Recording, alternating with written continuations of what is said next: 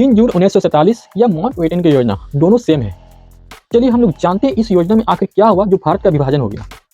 First, Mountbatten को अंतिम viceroy बनाया गया भारत का 22 मार्च 1947 को। यह क्लियर हो गया। वो चाहते थे कि भारत का एकता बनाए रखें, पर भारत की सिचुएशन काफ़ी क्रिटिकल हो गया था और वो ये भी चाहते थे कि भारत से ब्रिटिश जल्दी से जल्दी भारत को सत्ता सौंप के चली जाए। पर उस समय भारत का सिचुएशन काफ़ी गर्माहट था, मतलब काफ़ी गर्म था, क्योंकि लगातार सांप्रदायिक दंगे हो रहे थे और लगातार ये मुस्लिम लीग के द्वारा पाकिस्तान की मांग होने लगी और जो सरकार थी वो अपनी सफलताओं में बार बार असफल हो रही थी, जिसके कारण भारत का माहौल काफ़ी क्रिटिकल नाजुक हो गया था। तो माउंटबेटन को विभाजन के दूसरा और कोई रास्ता दिखा नहीं। तो 20 फरवरी 1947 को ब्रिटिश के प्रधानमंत्री के वक्तव्य के द्वारा जो वो ऐलान किए थे, उनके द्वारा भारत का विभाजन हुआ और भारत और पाकिस्तान दो देश बने।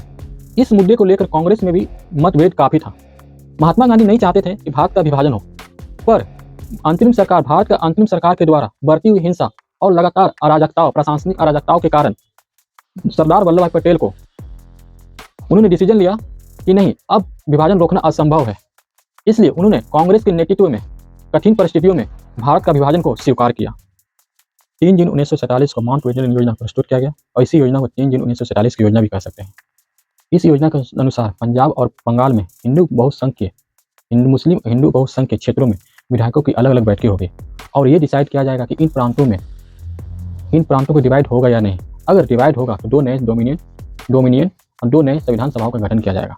उत्तर पश्चिम सीमा प्रांत और असम के सिलहट जिलों में जनमत संग्रह कराकर सीमा निर्धारण का फैसला जानना था। नई दिल्ली में हुए जून 1947 में अखिल भारतीय कांग्रेस की बैठक में इस योजना को स्वीकार किया गया और इस योजना में गोविंद बल्लभ पंत ने इस योजना में माउंटबेटन योजना को प्रस्तुत किया और उसे स्वीकार किया और कांग्रेस इसे औपचारिक रूप से स्वीकार किया। इस तरह से भारत का विभाजन हुआ और 2 देश बने। अगर ये वीडियो आपको पसंद आई तो प्लीज़ लाइक, शेयर, सब्सक्राइब करें। धन्यवाद।